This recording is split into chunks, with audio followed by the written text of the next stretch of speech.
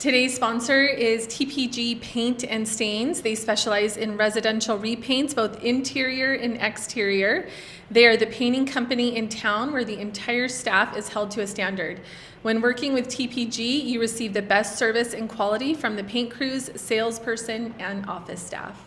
Welcome to The Real Deal, where real estate meets real life. I am your host, Janine Igliani, and our guest today is a friend of mine. Our kids go to school together. I think you guys are in for a treat. I'm going to read a little bio about her. So Elisha was originally from Minnesota. She is a Christ follower who is married with 2 children and lives in the East Valley. She graduated from the College of St. Benedict, studied abroad in London, and moved to Arizona in 2005 to serve at a nonprofit organization. Elisha is very active in her children's school, and a few years ago she started to get politically active as well, particularly with Kari Lake's gubernatorial and Senate campaigns in various roles. I'm so excited to talk to you about that. She led the Moms for Kari Coalition, which helped empower and galvanize moms across the state, and Elisha is currently active on a local level with her legislative district. Elisha enjoys community building, public speaking, and fostering relationships with people. So thanks for being with us. Thank you for asking me. I'm excited. Yeah, it'll be fun. As I was telling you earlier, I love doing this because I love getting to hear people's stories. And when I think of the podcast, I think about who do I want to know more about? Who do I want to learn more about? And you were one that came to mind. So I really appreciate you doing this. Thank you. But we always love to start at the very beginning. We want to know just who you are, where did you grow up, tell us about your family, all that fun stuff. All right. Well, I am a Minnesota native. I moved here in 2005, and I grew up in a very large family, 6 kids, in a really small town in Minnesota. Grew up on a farm half my life. Yeah. Hardworking family. What town? Cold Spring. Okay. And then Jacobs Prairie, which is even smaller. My really good friend was in Worthington. Okay. And then Apple Valley, and now they live here. So, yeah. Right in the heart of Minnesota. Yeah. Really small, tight-knit community. Everybody knows everybody's business, which sometimes, wasn't good. But I had a lot of fun growing up with my siblings. Where are you, birth order-wise? I'm the oldest girl, but second oldest. Oh, okay. So there's 2 boys and 4 girls. Okay. Yeah. My mom raised us most of our life. My dad passed away when I was in 9th grade. Oh, so goodness. That was a pivotal point in my life and taught me a lot. But we became even closer as siblings. Yeah. They're all still in Minnesota. They're 5 minutes away from each other. Really? I'm the only one that moved away. Oh my goodness. But what made you come to Arizona? Well, I went to college in Minnesota, and I studied abroad in London my junior year. What did you study? In college, I studied communications. It was my dream to be a news anchor. Me too. Really? That's why I love the podcast, That's awesome. Because I feel like it kind of fulfills that. So maybe you should start a podcast. Maybe. But I studied abroad in London, made friends with people in Arizona. I wanted to just visit and see what it was like here. After I graduated from college, I decided to take a year off because I wasn't really ready to dive into a career. And a friend told me about the AmeriCorps program, which is like the Domestic Peace Corps. And so I used that program to get to Arizona to just do something different for a year. Yeah. And I worked at a nonprofit in Phoenix and made a lot of friends. I met my husband 5 months after I moved here. Wow. And just stayed. Yeah. So I wasn't planning on staying for this long. Yeah. I was here for 1 year, but funny. God had other plans. But you love it. Yeah, I do love it. Where is your husband from? Is he originally? He's from New York. Oh, okay. So he had moved out here to go back to school. He had had a career for a little bit, decided to take time off and do something different as well. And we met here, and he was ready to go back to New York before meeting me. So it was kind of interesting that we were both getting ready to leave, but then we met and then stayed. And then how long have you been married, and how many kids do you have? I have 2 kids, a 7th grader and a 3rd grader, girl and boy. And I'm really bad at math. We got married in 2008. Okay, so my daughter's 16. So about 16. Yeah, coming up on 16 years. My husband always laughs that he's the one that remembers the exact year. That's so funny. It's not, who cares, right? Okay, and then tell us kind of about how you got into working on Kari Lake's campaigns. So I wanted to be a news anchor, and when I moved here, I was able to do an internship at one of the local news stations. Nice. And I got a behind the scenes look as to what it was really like, and turned me off because I could see firsthand some of the bias. Really? And I wasn't impressed with things that I saw when I was interning. And I had a mentor at the time who really kind of made me think about, is that the life that you want to have? Like, do you want to have a family? How are you going to balance being a successful evening anchor, your dream, with having children? Yeah. And I was kind of like, I don't know. Yeah. So I put that dream aside and realized that's not what I'm supposed to do. Yeah. But fast forward, when Kari announced that she quit her job, it really got my attention because when I did watch the news, she is who I watched because she was the only one that I respected. And so it caught my attention, and I paid a little bit more attention at that time to what she was going to be doing. And when she announced that she was running for governor, I remember sitting in my bedroom, and I was on my phone, and I saw the video come across when she announced it.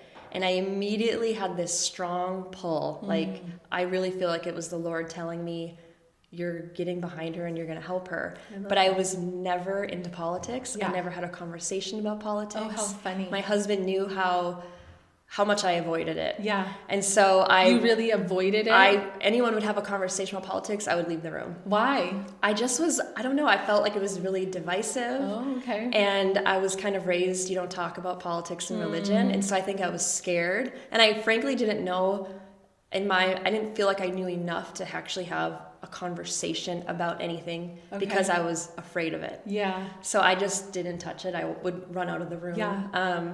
Do you think, side note, that I feel like a lot of people are that way, right? And they're just like, it's too divisive. I'd rather not. And I'll just kind of bury my head in the sand. I think a lot of people are. And a lot of people, I think, don't see that at the end of the day, we're all human. Yeah. And we all want the same things out of life.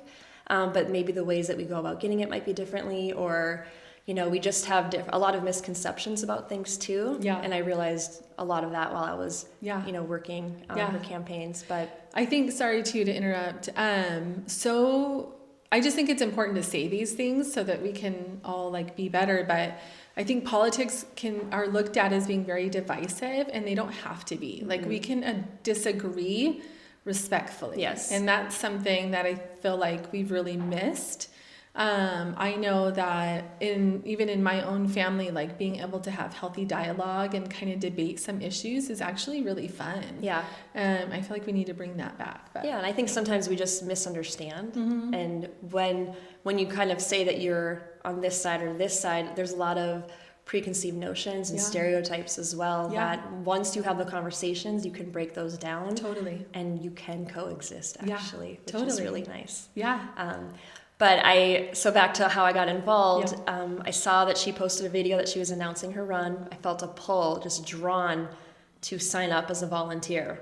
That's cool. I remember telling my husband, Kari Lake is running for governor, and I just signed up to be a volunteer. And he's like, why? Yeah. And I'm like, I don't know. I think I'm supposed to do this. And so I got very involved, and I followed everything at that time. I went to her first rally in July when she had it. I happened to be front row, and I was willing to stand there front and center for over 3 hours. The whole time I was there, and I'm like, what am I doing? Why am I at a political rally? I've never done anything like this. And one of my really good friends was with me at the time. And throughout the entire night, she was like, I just feel like you're going to be doing something with her. I have a really strong feeling that you're going to be doing something. I'm like, we'll see. I'm here. Yeah. This might just be fun for the night. But after the rally, I started getting involved. I went to her first volunteer meeting. It was a little pizza party. And she was coming out of her car. She stopped me on the sidewalk to introduce herself to me. And we had a little moment. And from there, I was very involved. I would often help at different events with the merch table, and would just help with anything at any event. I'd go to everything, and I offered to help plan and host a couple of little coffee meetup events for her. I hosted something at my home, but the relationship just evolved, and the more involved I got, the more interested I got in just learning more about what this was all about. And really? About what do you mean, about her campaign, or about politics, or politics? There's a messy, darker side to politics that I saw glimpses of that just being in the political world.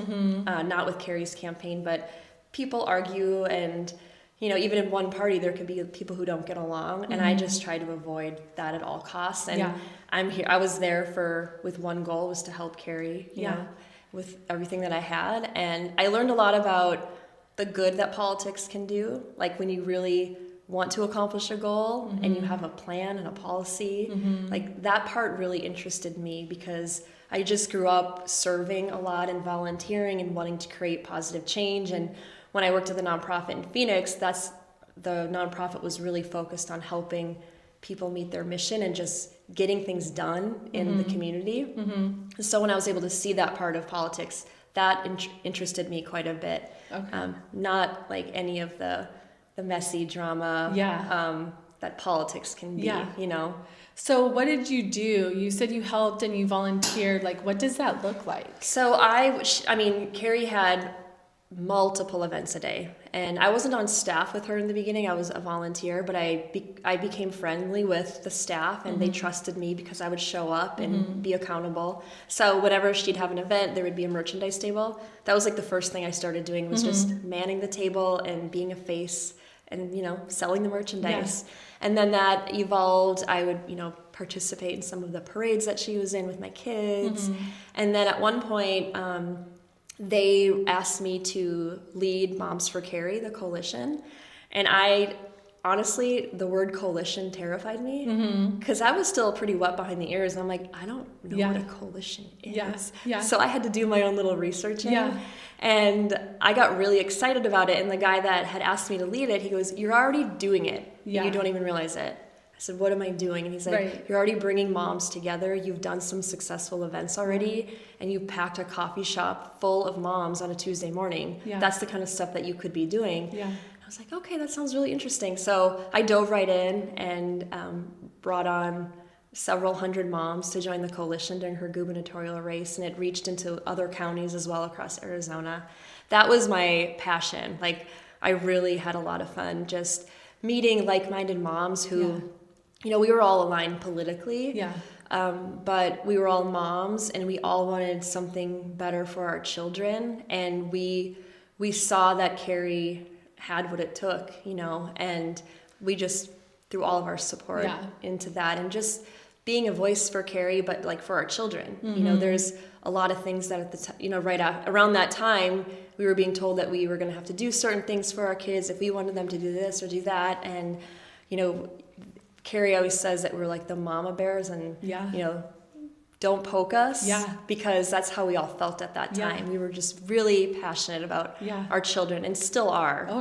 And it just kind of evolved from there. And some moms decided to go on and, you know, run for school board, or they're, you know, considering running for office one day, or, you know, whatever, that moment in time when all of us moms came together, we forged such great relationships and friendships. And I could say now that some of my dearest friends, the relationship was built because of the Moms for Kari coalition. And I just felt like God brought us all together at that time for a reason. That is so cool, because you guys were all working towards like a common goal, right? But sadly, Kari did not win. How was that?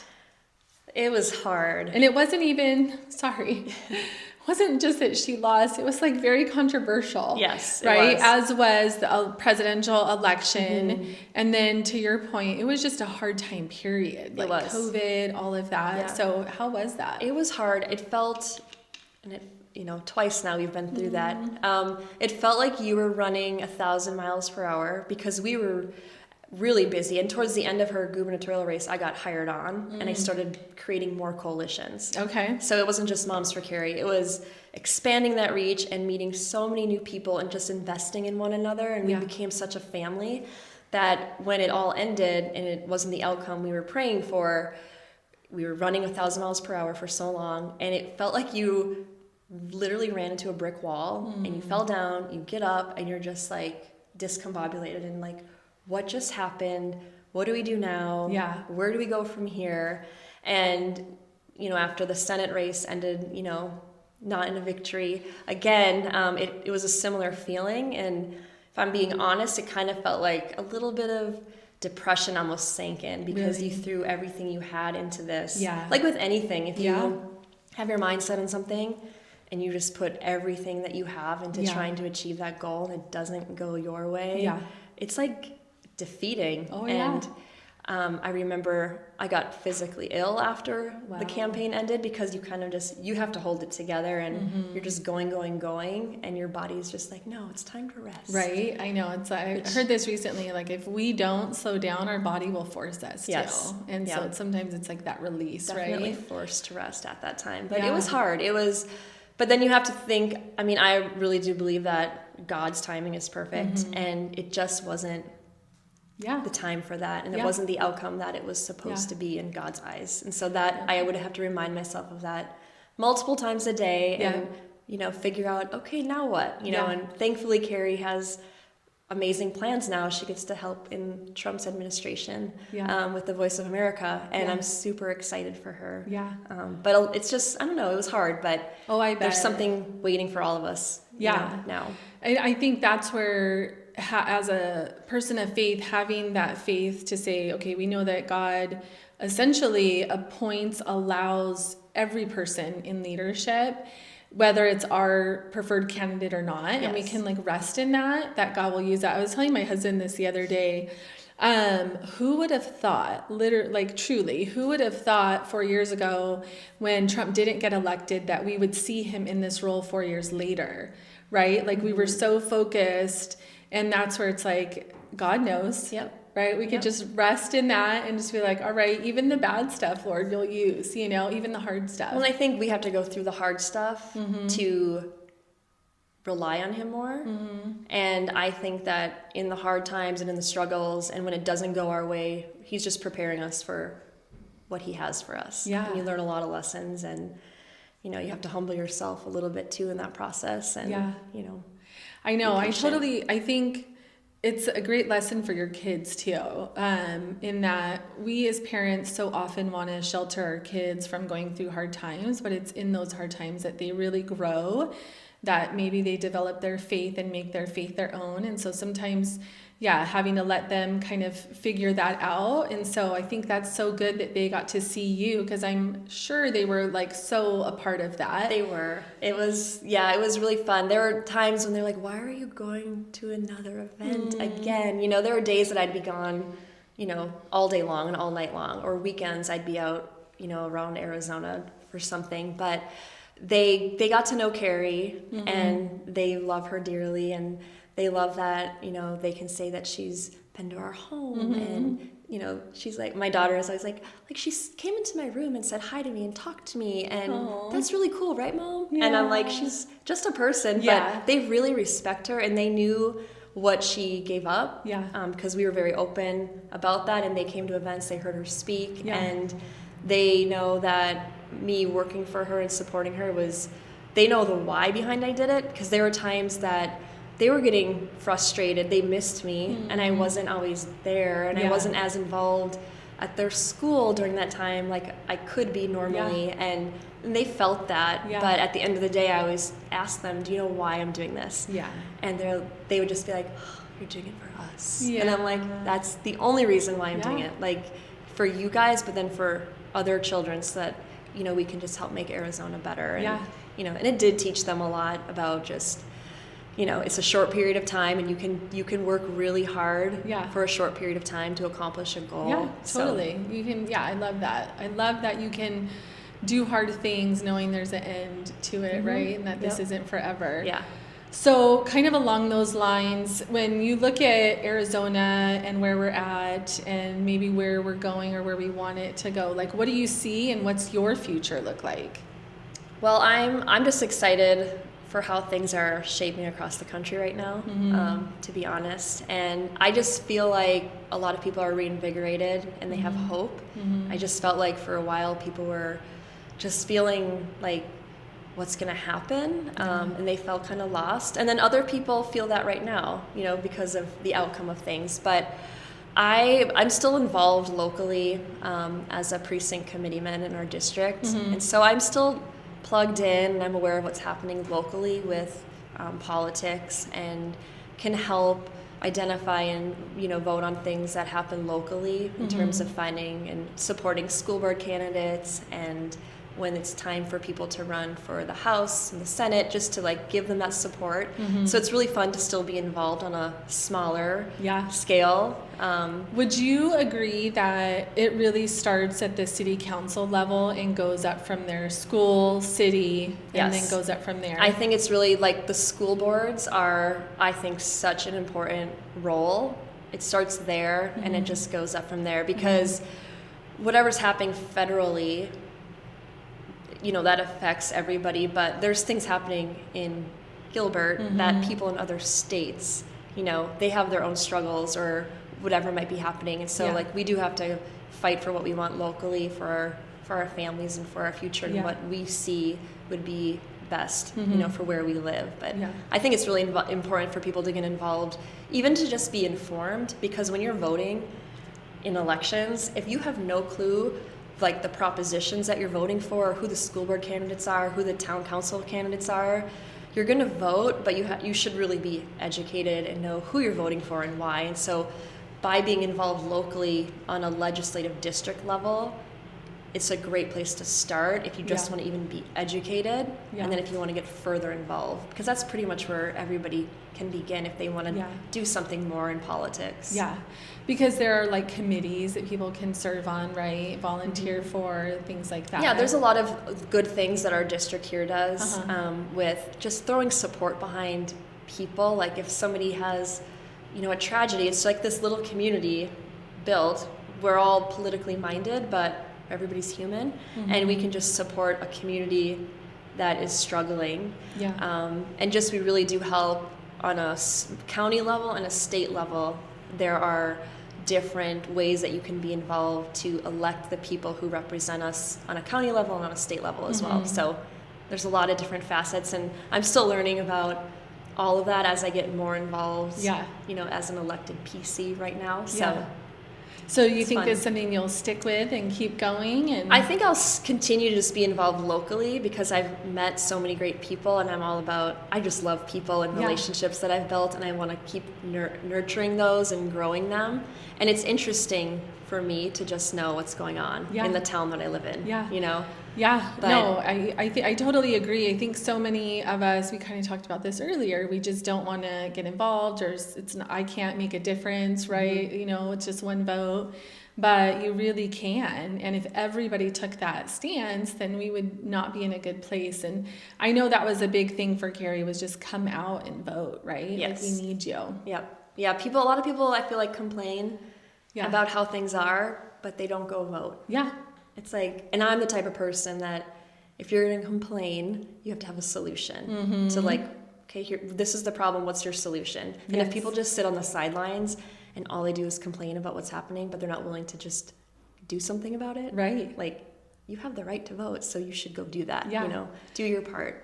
So even just sitting in, right, on the city council meetings can be so valuable to just learn and hear what's going on and what issues are being debated and all of that. And a lot of times, like, you have to really be there in person to see firsthand, because with social media, things can be misconstrued and things are edited. Unless you go and you see firsthand, you know, you might think what you read online is the truth. And that happened actually quite a bit when I was working with Kari, because we know that the media, you know, didn't really love her here in Arizona or across the country. But I was often in her press conferences, and I stood behind her, and I would hear firsthand the question asked and the response that she would give. And then when I would see what was actually shared publicly, it was really disturbing and frustrating at times that they would just misconstrue what she was saying and, you know, mince up her words and edit that down to make it appear as if it was something different. And that was the part when I was interning at the local station. I'm not going to say which one it was, but I just remember somebody saying, we don't have enough time to cover the whole story. We're just going to cover this side of the story. And that was just a moment that whenever I watch the news, which I don't really care to watch the news ever, but when I do, I have to really think critically about it, and I want to look for other sources and kind of dive a little bit deeper and not believe everything that I'm seeing that's coming across our TV screens or on our phones as the news, it's not always truthful. I feel like that was in Kari Lake's video when she announced that she was leaving and going to run for that exact same reason, right? Yep. I remember thinking, oh my goodness, that you were in that profession and you saw the bias and you got to a point where like, I can't do this anymore. Yep. I think that's one of the things that I feel like COVID really showed us was how deceiving mainstream media can be, and that you really do have to learn and go out and find it for yourself and not just blindly trust what you're hearing, right? Yeah. I think too many people blindly follow. And there was a point in my life when I was growing up, I wanted so badly to be a news anchor that it was fun for me. I'd come home from school and I would watch all of the evening news, like all of the time slots, and I would sit there and just watch it and be so drawn to it and would get sucked in. And you know, I at that time was like, this is the truth. And I remember one reason that I wanted to be a news anchor is that I wanted to bring positivity to the news. And I remember when I was interning, I said that to someone and they're like, well, then you're not going to make it. Oh gosh. Because that doesn't sell. Yeah. And people are drawn to the negative. Totally. And, which is interesting. Yeah, it's but so interesting. That was my dream, was to bring positivity to the news. It is sad though, because so much of like news can be super depressing. So it's like, oh my goodness, there is good things out there. There are good people. Speaking of that, how did Kari Lake handle it? Like, what did you see in her handling that disappointment, not once, but twice? Yeah, I mean, it was hard. She worked so hard for so many years. And, you know, it was sad. It was, she was frustrated. But she, at the end of the day, you know, she would say that there's a plan for her and God has a plan for her. And this last time especially, she was allowed to rest. And, you know, I remember we were texting back and forth one day and she just even through a text message felt rested, like her responses. And I was so happy for her that she finally had time to be with her family and in her home and just enjoy the holidays. And just enjoy that time that she missed out on for so many years when she was giving so much of herself to Arizona. So... But then we know too, right? God used all of that to prepare her for her next season.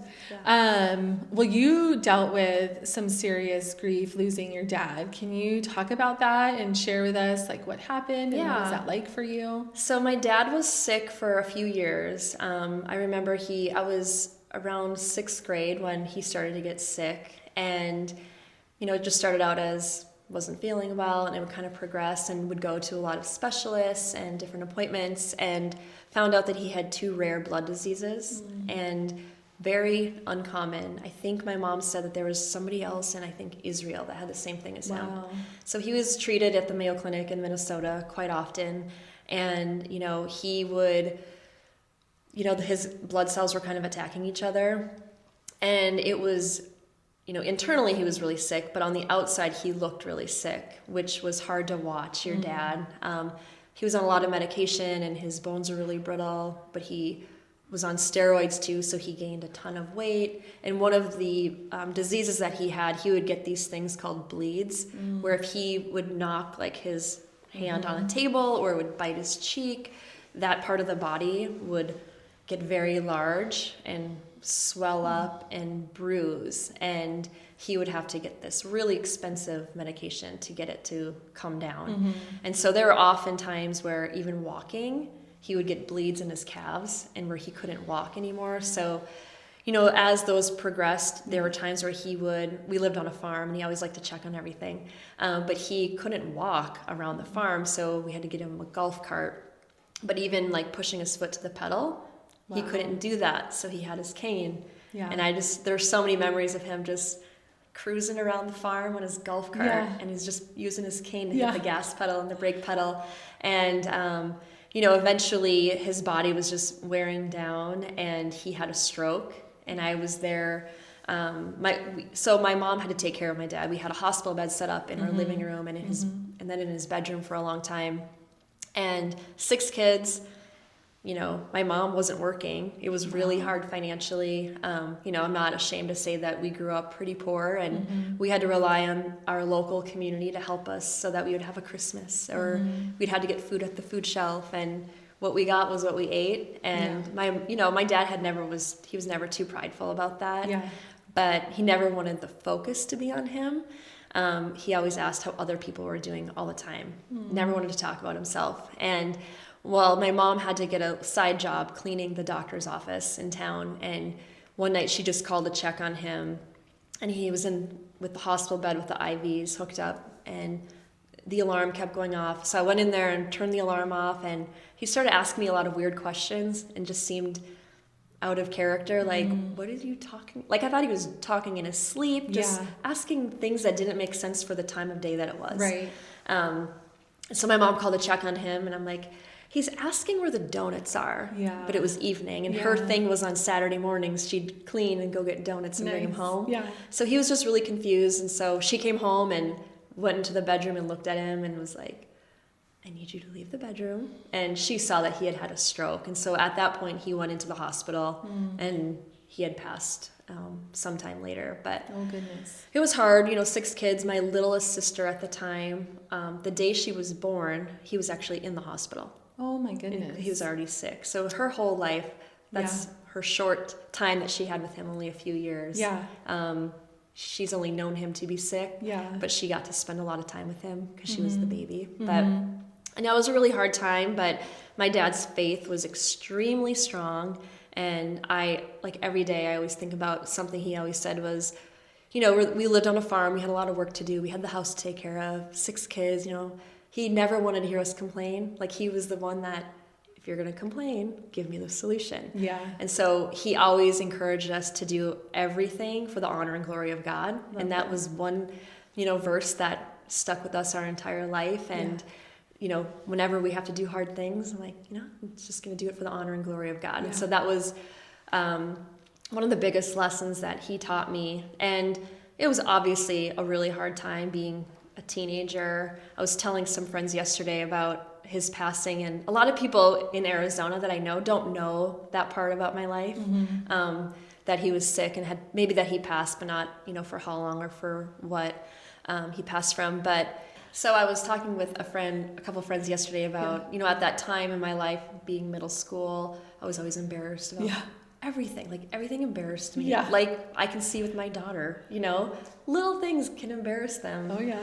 To the point of ruining their day. Yeah. And I remember when I'm ashamed to say this now, because now looking back, I could have had more support when he was sick. But I never wanted to tell people that he was sick. Only very few of my friends knew. And I was really close to my English teacher from 9th grade. She was a mentor to me. And we would spend a lot of time together. And I never told her that my dad was sick. And after he passed, she showed up at his wake and was just heartbroken. And I felt badly that I never told her. But she still supported me without knowing what was going on in my life. But now looking back, I know she could have supported me even more while he was suffering and being sick. But I know that God put her in my life at that time to just give me somebody outside of the family that I could really kind of almost check out in a way and not worry about my family and how my dad was doing and the struggles I could see my mom going through and just the suffering that we were going through at home. But it did teach me, it was the hardest thing to lose your father at such a young age. And to see my mom try to figure out how to raise 6 kids and have to figure out a job scenario. And it was really hard, but my mom is extremely strong and resilient. And I learned a lot from her example. She just would never put herself first. To the point where later on, we're like, okay, Mom, it's time to be selfish. Yeah. Like, it's time for you to go shopping or go get your hair done. Like, we got this. Let us take care of you now. Yeah. But she's a very giving person. But it taught me when losing my dad, I remember in high school thinking about it, it taught me how to live. And I was very intentional. I remember thinking about like how people can be a victim of their circumstances, and it kind of holds them back their entire life. And I chose to, because I know my dad would want us to, and everything, just give God honor and glory. Like, even in losing my dad, you still have to praise God in that. And because there's a lot of blessings that came from that. And all of our faith grew, and we became closer as a family, and it taught me how to love people more and to just dive into the relationships in my life. So I'm very intentional about my relationships, and I don't know if I would be the way that I am now if it wasn't for losing my dad, because we don't know when our last day will be. And, my love languages are quality time and words of affirmation. And so I take that seriously. I really just want to soak up all the time that I have with the people that are important to me. And I'm the type of person that I feel like the Holy Spirit will bring people to us. And whenever I meet people, there's certain people where I have this feeling this is God has anointed this, and this is a part of his plan for me, and this person is supposed to be in my life. And I just love people, and I always have the fear of missing out from everything. And I just love getting to know people, but I will take it a step further, and I'm willing to become very vulnerable with people when I meet them. And just say the things or ask the questions and just open up to get to really know people a lot deeper and faster. And it can be scary at times, because some people might be like, that's you're a little too much for me. I get it. I'm like that too, though. That's just who I am. And I really think that stemmed from my dad, because he was like that. People loved him, and he had such strong relationships with people. And I just think that's something that I got from him, that it was a blessing that I had the example, but that it carried with me. And so I think that's why people are so important to me, and the relationship building is very so integral in my life. You shared with us, which I love, so many things that you learned through that trial of losing your dad. And one of them that you shared that I feel super passionate about as well is you had somebody that was a mentor to you. And I think our youth today could benefit from that so much. And I think that's almost like a lost art in our society today, that we don't invest enough in our youth and giving them good examples and having those one-on-one relationships where they can connect and talk. And I didn't grow up in a Christian home. We grew up very poor too. And I remember when I became a Christian as an adult, wanting to know what does that look like as a Christian wife and mother, because I had never seen that modeled. And so I was very intentional about finding mentors that I could talk with, ask questions that I could look up to, and how cool that you had that at such a young age, even if she wasn't there. And then that's the other lesson to our youth is don't be afraid to share what's really going on. I think those middle school years are really tough. My son is in 6th grade, and same thing. Everything is embarrassing. Mom, that's embarrassing, Yes. And I'm like, what? What did I do? I know. They're so concerned on that, So having the ability to have a one-on-one with someone where they can flesh that stuff out could be really powerful. Yeah, I agree. And that's why I love just getting to know my daughter's friends. And I like to be at the school as much as I can to try to build relationships with the kids there. Because I just remember at that time, how hard it was, not even losing your dad, just it's an awkward time for many reasons. We always are wanting to volunteer, be a part of stuff, and my son is no more. He's no more, you can't come to anything. And my girls who are older will be no, it's so good. I loved having mom there, let dad go or whatever. It's so funny. Well, what didn't I ask you that I should have asked you? I don't know. Okay. Did we cover? I think we did cover everything. Okay. I'm really involved at school. My passion is just I love serving and just building relationships with people, whether it's, in political realms or at the school or, just with the friends that I have. I started doing Pilates this year. Yeah. And it's a whole other community now that I'm a part of, that I'm seeing so many blessings coming from that with the people who I have met this year by doing something as simple as Pilates. Yes. But, I always just like to look for God's hand in everything that I do every day and just to not take it for granted. I think, and I've said this before, I think the gift of community and friends is a gift from God, because life is going to have curveballs, it's going to have ups and downs, but being able to have friends that can walk alongside you in those hard times is so valuable. Yes. And I just think it's a gift that we have that. So I love that. Okay, rapid fire. Question 1, favorite color? Green. Do you have a favorite drink? Ooh, I love anything carbonated. Oh, me too. Or wine. Oh, yeah.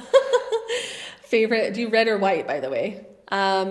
In the summer, I'll do white, Okay. and every other time of the year, red. Oh, okay.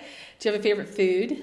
Pretzels. Oh, like big soft I pretzels? love any or- pretzel. I love big soft ones, but I love just give me a bag of pretzels and I'm content for So you must like favor the salty. I do. Okay, Yep. over sweet. Okay, I favor sweet. Do you have a favorite book? Oh, I have been reading so I know many you incredible have. books lately, all taking place in the 1940s, during the war era. Oh, they're all so good. I loved The Women and the Nightingale. I just read Okay. those. But I can't even love to pick a read. favorite. The No. Bible. Yeah, kind of hard to beat Yeah. that one. Do you have a favorite podcast? I honestly haven't listened to too many, Okay. but yours Yeah, now it is. will be my favorite. And then last but not least, do you have a favorite vacation? Like one I've been on in the past, Yeah. or I would probably have to say my honeymoon to Maui. Fun. Yeah, we haven't vacationed a lot, Yeah. but I would say Maui. We honeymooned in Maui too. Really? Mm-hmm. It was so I fun. need to go back. I was just telling Summer about that. She was getting married and trying to honeymoon in Maui too. So how fun. Well, thanks for being with us. Thanks Thank for you. sharing This was fun. and just sharing just like a heartfelt story and sharing the ups and downs and all of that good stuff. So we appreciate it. Thank you. Thank Happy to you. be here.